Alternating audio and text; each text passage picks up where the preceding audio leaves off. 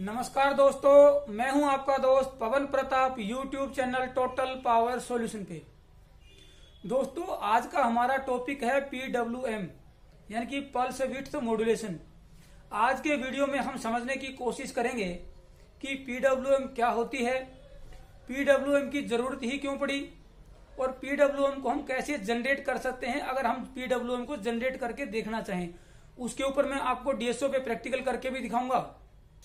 उससे पहले एक बार थ्योरेटिकली थोड़ा हम उसको समझ लेते हैं ताकि प्रैक्टिकल करने में हमारे को इजी हो, प्रैक्टिकल को समझने में हमें आसान हो। दोस्तों, पहले थ्योरेटिकली इसको समझने की कोशिश करते हैं बिल्कुल बेसिक से। मैं एक एग्जांपल लेता हूं कि मुझे एक एलईडी को 12 वोल्ट सप्लाई पे उसको ग्लो करवाना है, एलईडी को मुझे ऑन करना है।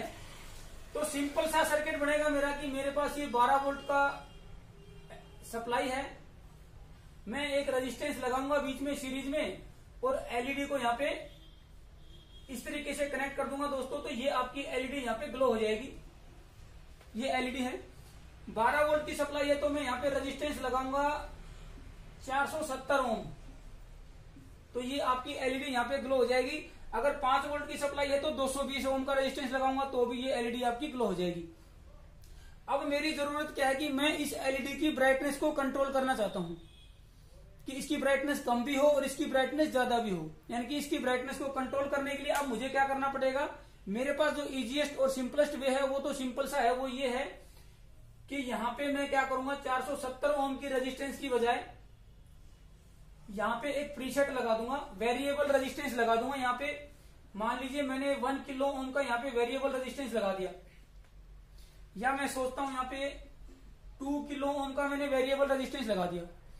तो जैसे जैसे मैं रेजिस्टेंस इसकी वेरी करूंगा, रेजिस्टेंस को कम करूंगा तो यहाँ पे इसका करंट ज्यादा होगा, यानी कि इस एलईडी को करंट ज्यादा मिलेगा तो ये एलईडी की ब्राइटनेस ज्यादा हो जाएगी, यानी कि ये एलईडी ज्यादा ग्लो करेगी। जैसे जैसे घुमा के मैं रेजिस्टेंस की वैल्यू बढ़ाता जाऊंगा तो इस एलईडी को जो करंट है वो कम मिलना शुरू हो जाएगा और इसकी ब्राइटनेस जो है कम हो जाएगी। जैसे ही इसको करंट कम मिलेगा ब्राइटनेस कम हो जाएगी। यानी कि मैं इस प्रीसेट को घुमा के, इस वेरिएबल रेजिस्टेंस को घुमा के इसकी ब्राइटनेस को कम या ज्यादा कर सकता हूं। लेकिन उसमें एक ड्रॉबैक है, उसमें एक नुकसान है। नुकसान ये है कि ये जो रेजिस्टेंस है, वेरिएबल रेजिस्टेंस है, ये सीरीज में हमेशा कनेक्टेड रहेगा। चाहे इसकी वैल्यू कम सेट करें, चाहे इसकी वैल्यू ज्यादा सेट करें, तो इसके अक्रॉस वोल्टेज ड्रॉप होगी और करंट इसके अंदर से जाएगा तो यहाँ पे एक पावर लॉस होगा, पावर डेसिपेट होगा, यहाँ पे पावर का नुकसान होगा और वो हर वक्त के लिए होगा। जब तक ये एलईडी ग्लो है तब तक ये रेजिस्टेंस हमेशा सीरीज में रहेगी और ये हमेशा रेजिस्टेंस गर्म होती रहेगी। यहाँ पे हीट के रूप में, साउंड के रूप में यहाँ पे पावर लॉस होगा। वो जो पावर लॉस है वो आपका यहाँ पे हमें ओवरकम करना है, उसको खत्म करना है। तो दूसरी टेक्निक यूज की गई कि वो पावर लॉस यहाँ पे हमारा हर वक्त ना हो। उसके लिए क्या टेक्निक यूज की गई वो मैं यहाँ पे डिस्कस करता हूं। ये जो रेजिस्टेंस थी वो हमने यहाँ पे 470 ओम ही रखी। मैंने क्या किया कि यहाँ पे एक स्विच लगा दिया। अब क्या होगा कि इस स्विच को मैं ऑन करूंगा तो इसको करंट मिलेगा, इसको सप्लाई मिलेगी। इस स्विच को ऑफ करूंगा तो इसको सप्लाई नहीं मिलेगी। अगर मैं इस स्विच को बार बार ऑन ऑफ करूं, ऑन करूं ऑफ करूं, तो वो भी हाई फ्रीक्वेंसी पे, तो हम इसकी ब्राइटनेस को कंट्रोल कर सकते हैं। कैसे कर सकते हैं मैं बताता हूं। यहाँ सर्किट को मैंने नीचे ड्रॉ कर लिया ताकि हम ऊपर वेवफॉर्म बना सकें। स्विच को हमने यहाँ पे लगा दिया है। स्विच से पहले क्या परिस्थिति थी वो समझते हैं। स्विच को लगाया उससे पहले हमारी जो 12 वोल्ट थी, ये 12 वोल्ट डीसी है, ये हर वक्त 12 वोल्ट डीसी कनेक्टेड थी, रेजिस्टेंस के थ्रू करंट जाता था, हर वक्त लॉस होता था। ये था आपका वेरिएबल रेजिस्टेंस यानी कि प्रीसेट लगाने की स्थिति।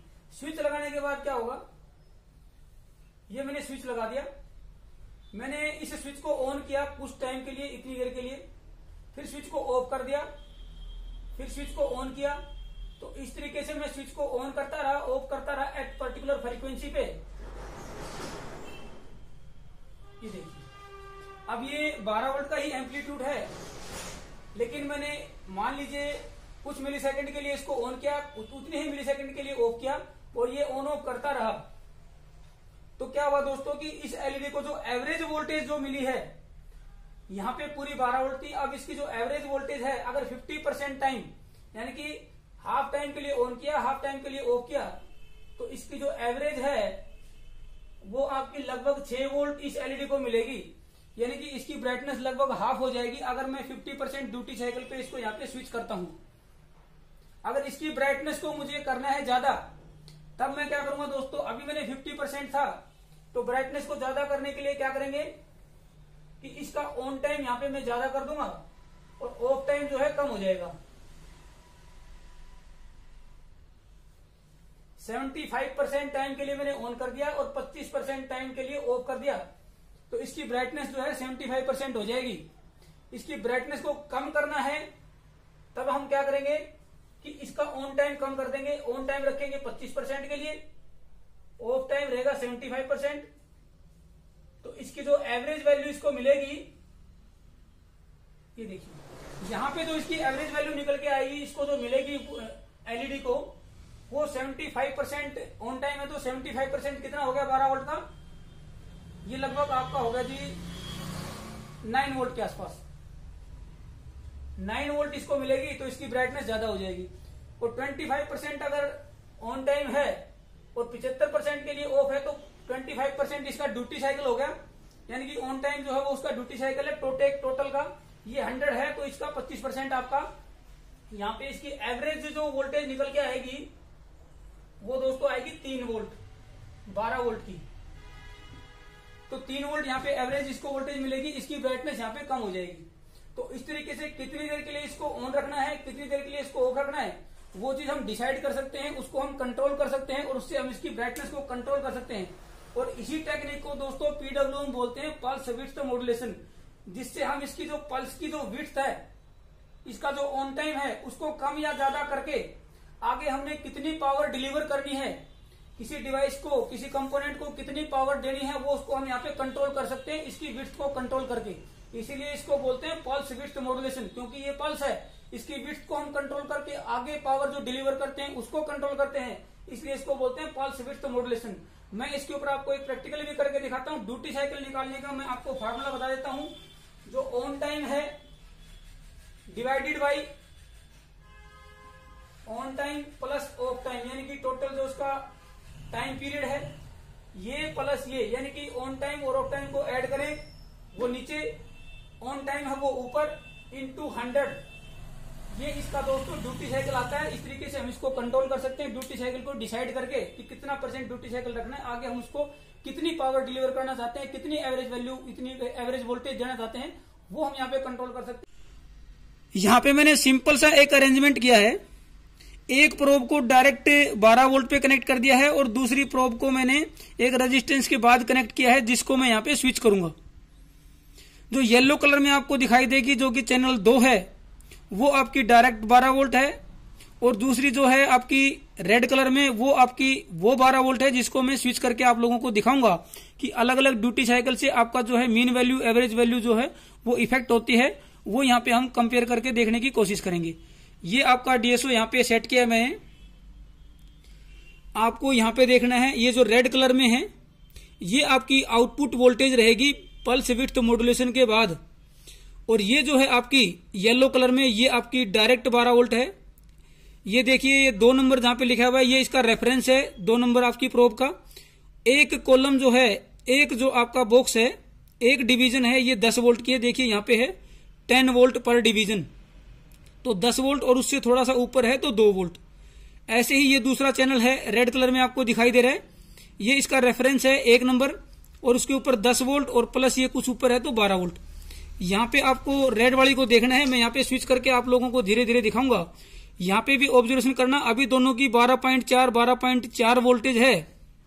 दोस्तों मैं यहाँ पे कोशिश करूंगा कि इसको 50% ड्यूटी साइकिल पे मैनुअली स्विच करने की कोशिश करूं, थोड़ी वेरिएशन आ सकती है, एक्यूरेसी नहीं रहेगी, फिर भी आपको समझ में आएगा कि ये जो रेड वाला 12.4 है, ये आपका जैसे मैं पल्सेस को जनरेट करने की कोशिश करूंगा तो ये आपका धीरे धीरे कम होना स्टार्ट हो जाएगा, यानी कि जो डिलीवर्ड जो वोल्टेज है वो यहाँ पे कम होने की आपको यहाँ पे दिखाई देगा। मैं अभी स्विचिंग कराता हूं इसकी।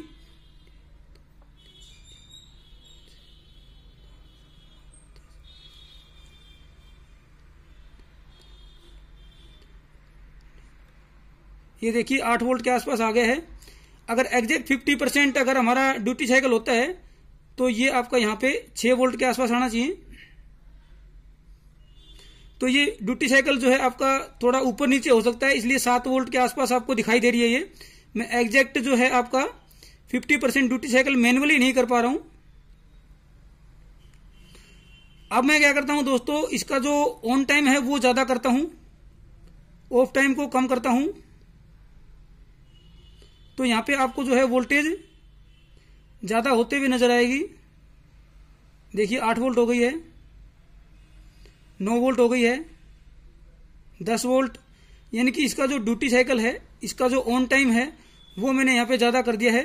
तो 10 वोल्ट के आसपास हो गई है। देखिए ऑन टाइम ज्यादा है, ऑफ टाइम इसका कम है। अगर मैं ऑफ टाइम ज्यादा कर देता हूं और ऑन टाइम कम करता हूं तो देखिए इसकी वोल्टेज बिल्कुल कम हो जाएगी।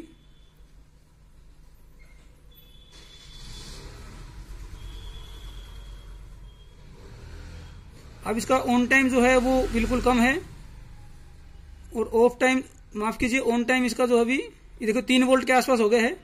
ऑन टाइम बिल्कुल कम हो गया है इसका और ऑफ टाइम जो है आपका इसका ज्यादा है, तो 4 वोल्ट के आसपास है। इससे भी अगर आप कम करना चाहें तो इसका जो ऑन टाइम है वो बिल्कुल कम कर दें और ऑफ टाइम ज्यादा कर दें, तो यहां पे ये वोल्टेज आपको कम नजर आएगी। ये देखिए 2 वोल्ट हो गई है। ऑन टाइम इसका बिल्कुल कम कर दिया मैंने और ऑफ टाइम इसका काफी ज्यादा है, 1 वोल्ट,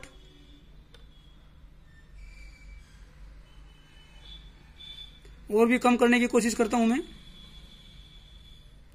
1 वोल्ट के आसपास है। ये देखिए ऑन टाइम बिल्कुल कम कर दिया है और ऑफ टाइम जो है इसका मैक्सिमम है। तो ये मिली वोल्ट में, अभी इसकी जो एवरेज डिलीवर्ड वोल्टेज है वो मिली वोल्ट में आ रही है यहाँ पे। तो दोस्तों इसी को पल्स विड्थ मॉड्यूलेशन बोलते हैं कि इसकी विड्थ को कंट्रोल करके हम इसकी जो डिलीवर्ड वोल्टेज है उसको, एवरेज डिलीवर्ड वोल्टेज को कंट्रोल कर सकते हैं। अब देखिए धीरे धीरे यहाँ पे ये वोल्टेज बढ़ती जा रही है, क्योंकि ये 100% अब इसका ड्यूटी साइकिल जो है ऑन है। ये पूरा वापस जो है 12.4 पे आ गया है। तो दोस्तों 555 से भी आप जो है पल्स विड्थ मॉड्यूलेशन को जनरेट कर सकते हैं। 3525 जो आईसी आती है, 3524 जो आईसी आती है, उनसे भी आप कर सकते हैं। यानी कि सिंपल सी वो आईसी जिसकी आउटपुट पे हम ऑन ऑफ करके स्विचिंग करके आउटपुट ले सके हैं, वो सभी आईसी पल्स विड्थ मॉड्यूलेशन के लिए यूज हम कर सकते हैं। उसका ड्यूटी साइकिल हम कर सकते हैं, कुछ का एक्सटर्नल कर सकते हैं सर्किट बाहर लगा के, और कुछ का माइक्रो कंट्रोलर वगैरह का हम इंटरनली सॉफ्टवेयर से उसकी ड्यूटी साइकिल को कंट्रोल कर सकते हैं।